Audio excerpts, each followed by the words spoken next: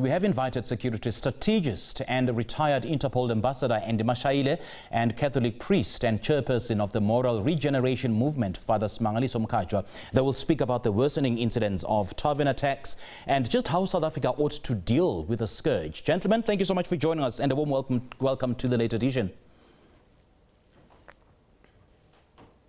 Thank you very much for the opportunity, and I look forward to taking part in this program, but also learning a lot from you.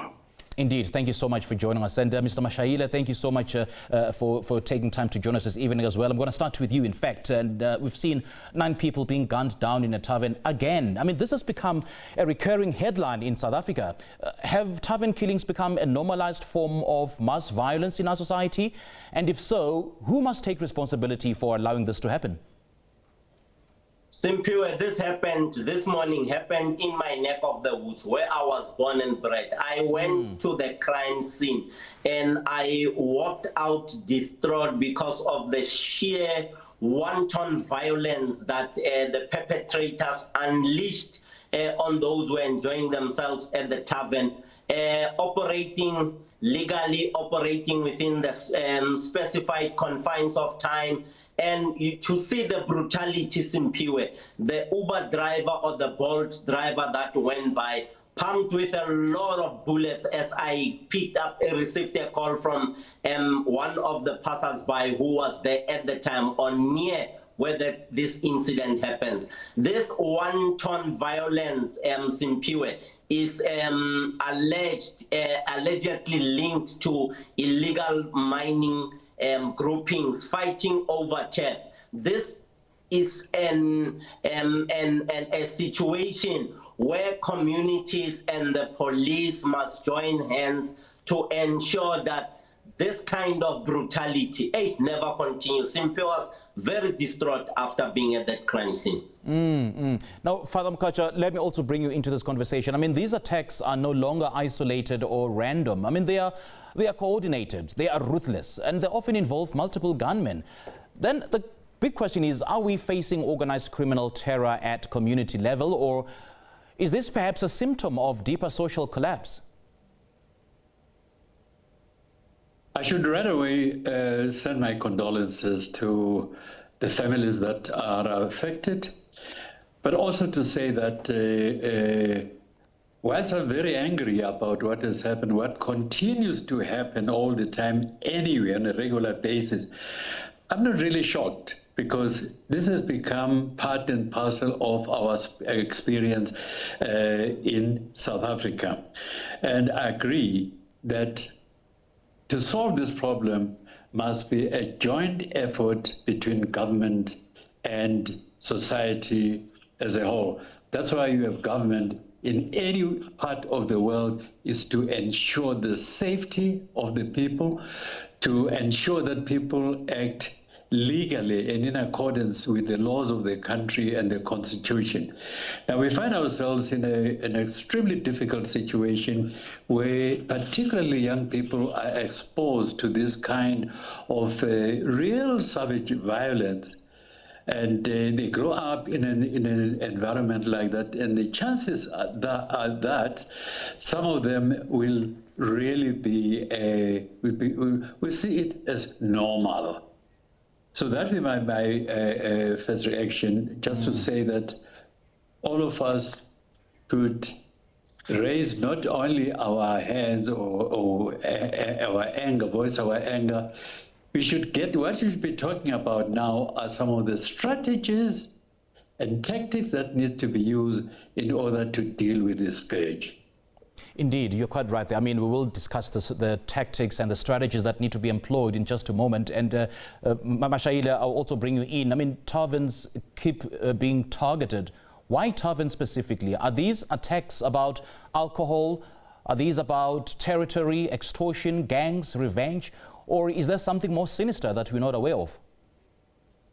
Simpiwe, my assessment of this incident of this morning, and apparently there were 2 more other incidents before this one. Yeah. It is number 1, to send a message to the adversaries in the warring camps two, it is to ensure that those who are enjoying themselves in taverns like Wanotolo, don't go to those taverns.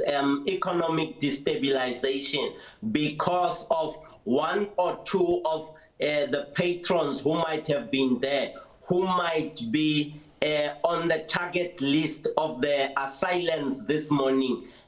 They send a serious message that you don't go into that space because we will wipe everyone else who is in company of person A or B that we're looking for. But the sad part is Simpiwe. The tavern, the patrons were enjoying themselves there. As we learned, Simpiwe, that they didn't even know that there might be individuals who are being hunted by these brutal assailants, those who unleashed that kind of violence in Piwe. And that is more concerning. People go to taverns to have a good time, not knowing that it could possibly be their last day. I mean, we've got gun control laws in South Africa. Yes, they do exist, yet the high-powered firearms flood the communities. You could argue that this is possibly a policing failure, probably a border control failure, or even a corruption problem inside the security cluster itself. We've seen task teams for cash-in-transit heists and construction mafia crimes.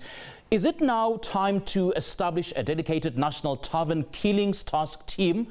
And what would it need to succeed where others have failed? In this instance, in Piwe, because of the firepower and the caliber of rifles or guns that were used, I don't think that you'd need to deploy the army there. I think from a policing perspective, you need to pull out the big guns, your special task force, Simpiwe. That task force, I'm definitely sure they can disable and eliminate these transnational organized crime gangs.